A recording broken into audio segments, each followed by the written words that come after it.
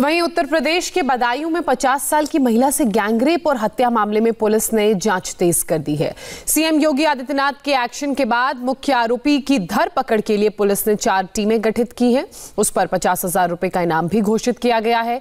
Police ने अब तक मामले के 3 में से 2 आरोपियों को गिरफ्तार कर लिया है। साथ ही मामले में लापरवाही बरतने के आरोप में स्थानीय थाने के एसएचओ पर भी गाज गिरी है। हमने देखा तो हमारी मां मरी हुई थी, शरीर से खून बह रहा था, तन पे कोई कपड़ा नहीं था। इस शख्स की मां के साथ जिस तरह की दरिंदगी की गई उसे जानकर कलेजा कांप जाएगा।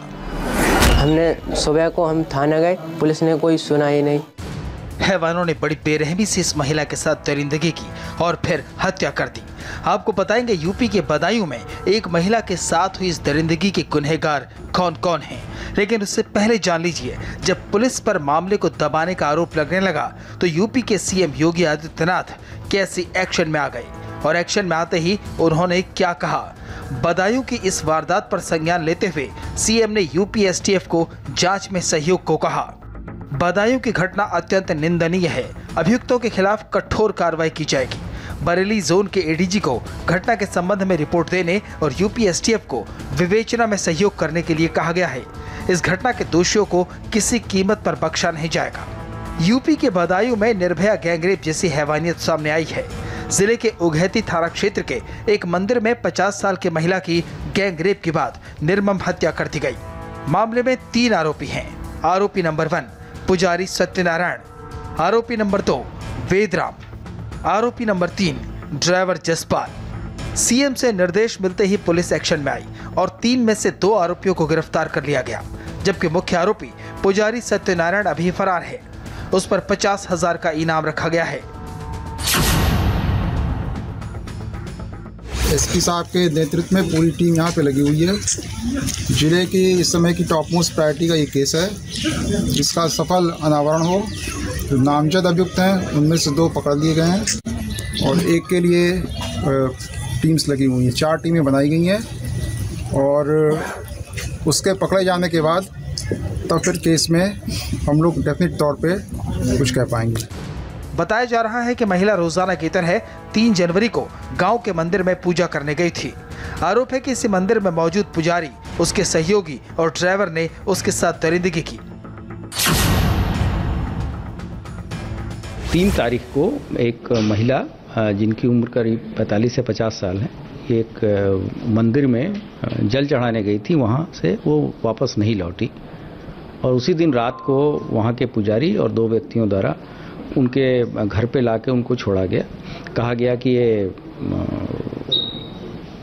कुएं में गिर गई थी, लेकिन कुछ देर के बाद से उनकी मृत्यु हो गई। और जब पोस्टमार्टम कराया गया तो उसमें जो तथ्य आए उसके आधार पे पुलिस ने धाराएं 376 और 302 में मुकदमा दर्ज किया। महिला के परिजनों का आरोप है कि उघैती थाना इंचार्ज को पूरी जानकारी देने के बाद भी कोई कार्रवाई नहीं हुई। पुलिस उन्हें गुमराह कर थाने के चक्कर कटवाती रही। इतना ही नहीं, शुरुआत में तो पुलिस ने गैंगरेप के बाद हत्या की बात ही नहीं मानी। शाम को यहाँ से निकली वहाँ मंदिर पर गई थी। ये बोल के गई मैं जा रही हूँ पूजा करने। फिर रात को 3 लोग आए थे, गाड़ी में डाल के आए, हमारे यहाँ दरवाजे पे डाल के चले गए। हमने देखा कौन लोग थे वो? कौन? बाबा था एक, उसका नाम सत्यनारायण, और वेदराम, और वो गाड़ी लेके आए वो जसपाल। फिर हमने देखा तो हमारी मां मरी हुई थी, शरीर से खून बह रहा था, तन पे कोई कपड़ा नहीं था। फिर हमने सुबह को हम थाना गए, पुलिस ने कोई सुना ही नहीं। 2 बार गए, पुलिस ने ये बोल दिया कि अभी कोई सुविधा नहीं, फिर आना। मामले ने जब तूल पकड़ा तो बरेली जोन के एडीजी अविनाश चंद्र मौके पर पहुंचे और पड़ताल की। लापरवाही बरतने के आरोप में थानाध्यक्ष राघवेंद्र प्रताप सिंह को निलंबित कर दिया। शुरुआती दौर में जो थाना पुलिस की तरफ से जो लापरवाही हुई है, उसके संदर्भ में जो जांच मेरे द्वारा आदेशित की गई थी, उसमें तत्कालीन थाना प्रभारी की लापरवाही सामने आई है। उसी आधार पर उन्हें निलंबित किया गया। इसके अलावा भी एक जांच जारी है और भी अगर किसी पुलिसकर्मी की थाना स्तर पर या अन्य स्तर पर जो लापरवाही सामने आती है तो उसके खिलाफ कार्रवाई की जाए। पुलिस ने गाँव के इसी कुएं के बारे में कहा था कि इसमें गिरने से महिला की मौत हुई है। गौर करने वाली बात यह भी है कि यह कुआं किसी खुली जगह पर नहीं है। ये एक टीन शेड नुमा कोठरी में है। कुएं तक पहुंचने के लिए कोई आम रास्ता भी नहीं है जहां से कोई गुजरते समय गिर जाए। इसके अलावा पोस्टमार्टम रिपोर्ट ने भी पुलिस की पोल खोलकर रख दी है। रिपोर्ट में महिला के शरीर पर चोट के निशान मिले हैं। उसके प्राइवेट पार्ट में भी चोट मिली है। एक पसली टूटी मिली है। पैर में भी फ्रैक्चर है। पोस्टमार्टम में इंजरीज हैं, कंट्यूजन है, एब्रेजन है, फ्रैक्चर है। उसके आधार पे हम लोग लीगल ओपिनियन लेंगे, मेडिकल लीगल ओपिनियन, और उसके आधार पे कार्रवाई की। बदायूं की इस घटना पर सीएम योगी ने दोषियों पर सख्त कार्रवाई करने का निर्देश दिया है। बावजूद इसके इस पर राजनीति हो रही है। कांग्रेस महासचिव प्रियंका गांधी ने ट्वीट कर यूपी पुलिस पर सवाल उठाया। हाथरस में सरकारी अमले ने शुरुआत में फरियादी की नहीं सुनी। सरकार ने अफसरों को बचाया और आवाज को दबाया। बदायूं में थानेदार ने फरियादी की नहीं सुनी। घटनास्थल का मुआयना तक नहीं किया।